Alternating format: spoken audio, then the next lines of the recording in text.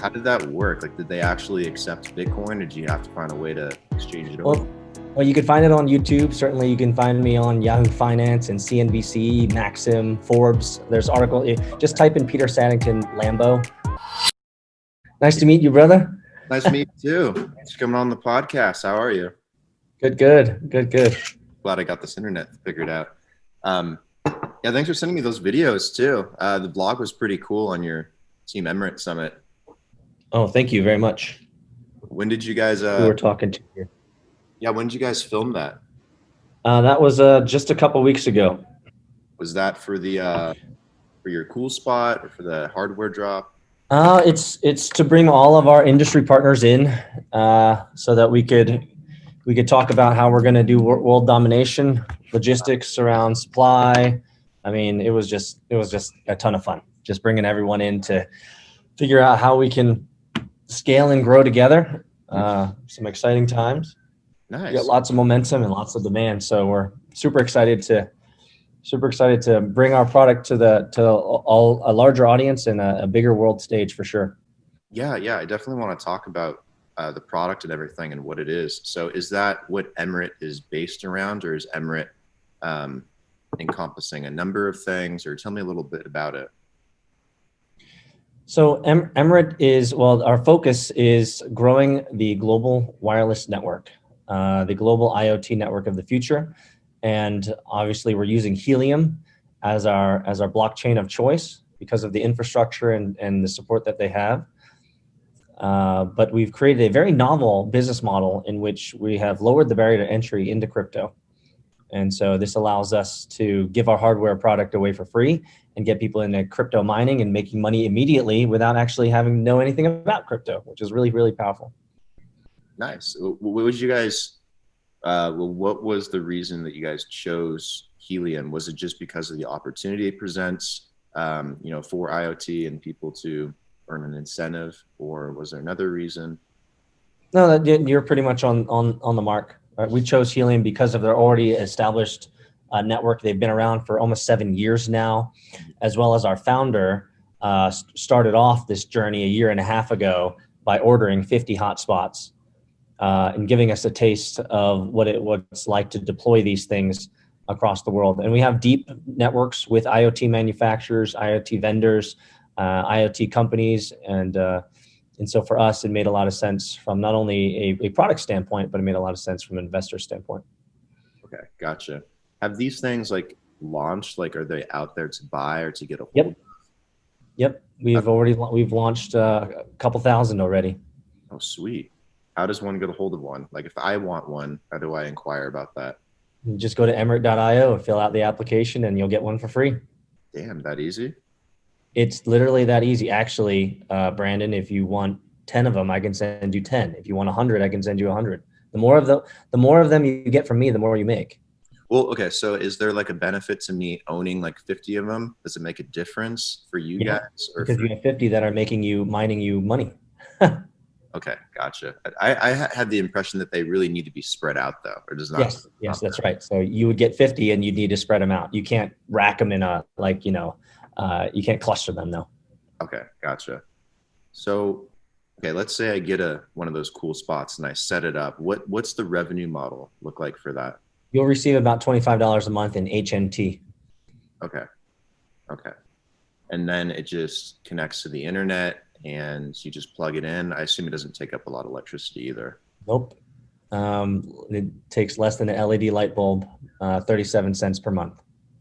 Okay. Well, that's pretty cool. For $25 a month, that actually would work in a lot of places internationally. Have you guys considered, or are you guys helping set these up internationally outside the US, or is this?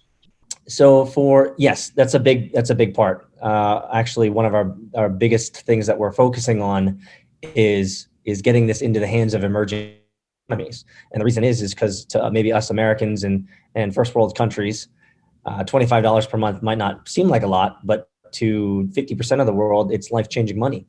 And so we have solved universal basic income for 50% of the world, where if we can provide them one of our CoolSpots for free, they're now making about 25 USD per month, which for them allows them to not have to worry about the hand-to-mouth issues of the day, but allows them to be creative, allows them to build, allows them to maybe even build their dreams or work and build a product or a service. And so we have really, in my opinion, we've solved the universal basic income for 50% of the planet. And what we hope to do is we hope to help grow and expand opportunities within these emerging economies so that we can now have even better products and services come out into the market because people aren't worried about just getting food on the table. Gotcha. Okay. Have you guys actually got any of this set up outside the US yet? Like, for example, we're in 13 countries so far. Will they work in Latin America? Yep. Sweet. Okay. Well, I'm going to have to take some of these back with me to Colombia. Yeah. Well, we have people in obviously many different states here in America, Canada, South America, over in Europe. We have a lot of countries in Europe that are getting online. We have one individual who's deploying going to be deploying about maybe 200, 300 in the UK. And so, yeah, there's a lot of opportunity to help grow this network. Nice. What's the goal? So like, do you guys want to get like one of these in every home and every business? Yes. That is the goal. The goal is our vision is to create the global wireless IoT network, in which, and one of the reasons behind this is the Helium's CEO, Helium, about a couple of years ago at South by Southwest, he talked about disrupting the telecom industry. And that really inspired us in a lot of ways because the telecom industries are obviously large behemoths. They have a lot of centralized control. And there's a lot of, I don't have to talk too much about that. There's a lot of negativity around that type of idea. And so we love that idea of disrupting the telecom industry, of creating a global public wireless network for all IoT devices worldwide. And you might know Helium, hashtag the People's Network, really are being able to expand and create this global wireless network by giving it to people and not just big telecoms to disperse and distribute. And so anyone around the world, doesn't matter. I mean, we're not in all countries just yet, but we're working hard on the logistics of making sure that we can get into some countries like Africa and some parts of Asia, obviously. And there's a lot of work in these types of policies that and legislation that we need to go through and these types of things. But we'd love to have one of our CoolSpots in everyone's hand, thereby creating the global network for IoT.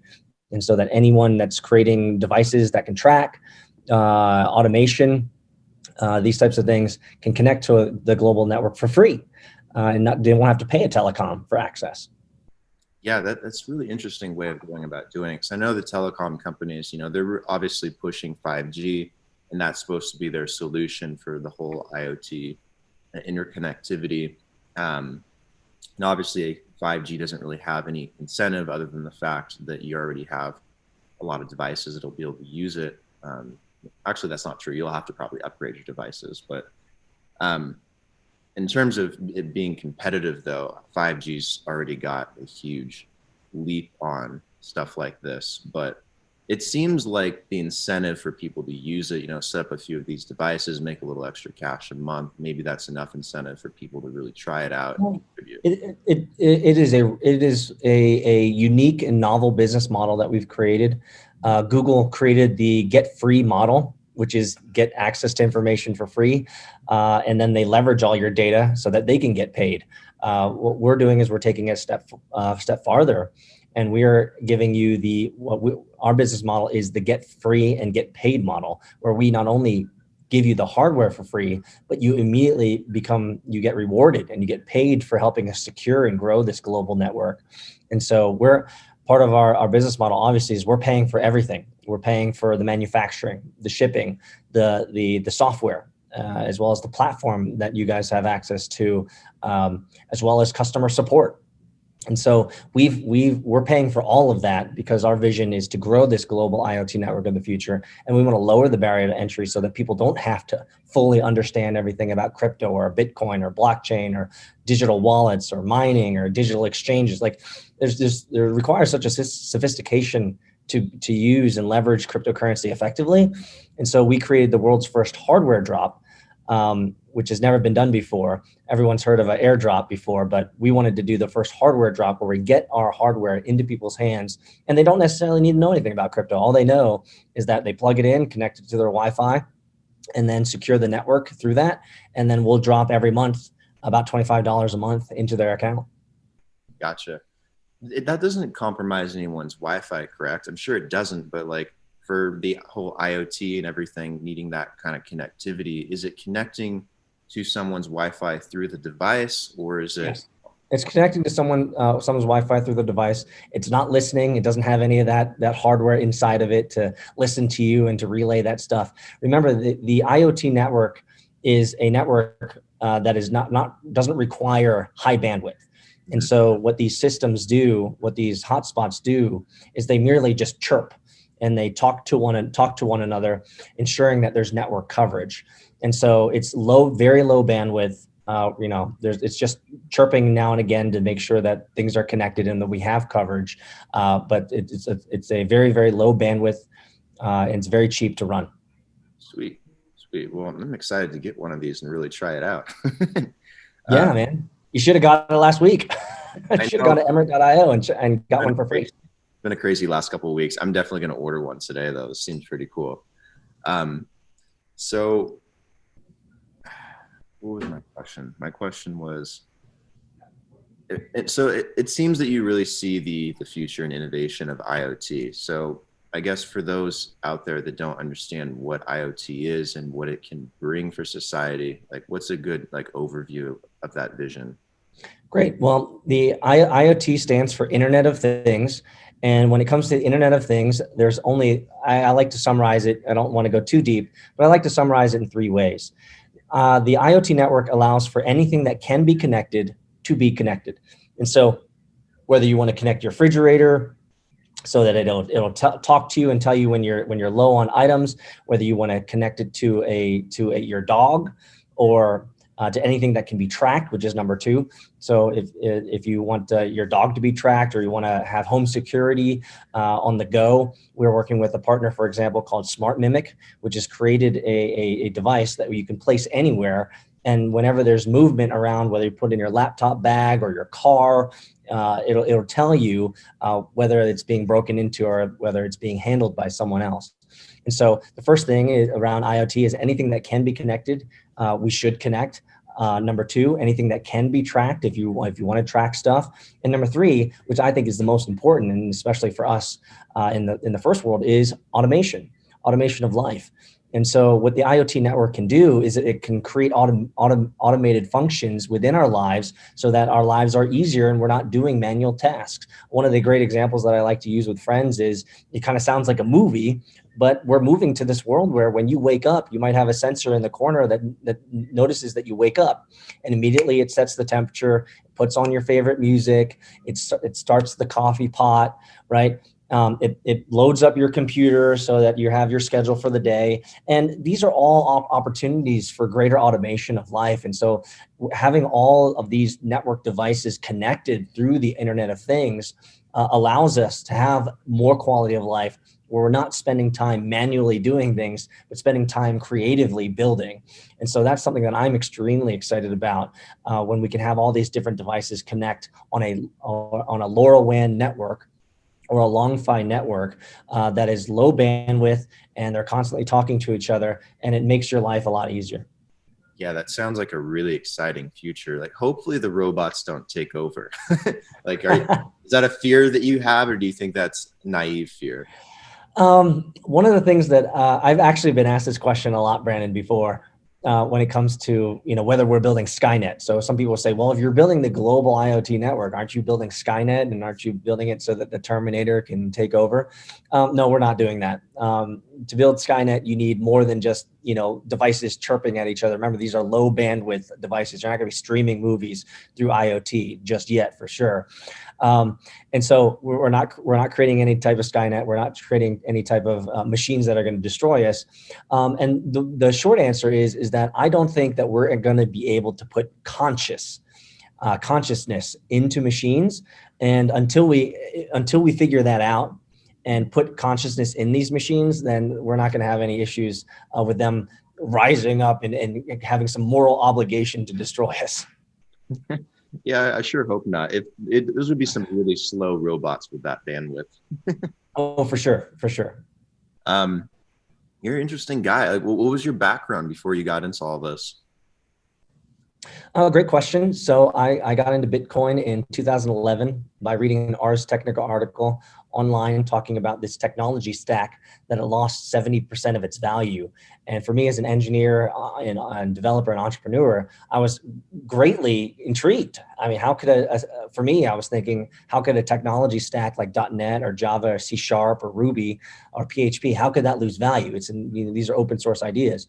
And then I went down the hole into Bitcoin for about 30 days. I lost a couple pounds here and there because I was just so intrigued by it. And I bought my first Bitcoin in November of 2011 at $1.52. And so I've been in crypto for almost a decade. I've built several venture funded companies and bootstrap companies in the crypto space. I would say that I'm probably most famous for my 2017 marketing campaign where I bought the world's first Lamborghini Huracan with Bitcoin, about 300 million views worldwide. And so that was during a time when I was creating lots of content for the cryptocurrency space on my first YouTube channel called Bite Size Bitcoin, and then on my second YouTube channel called Decentralized TV.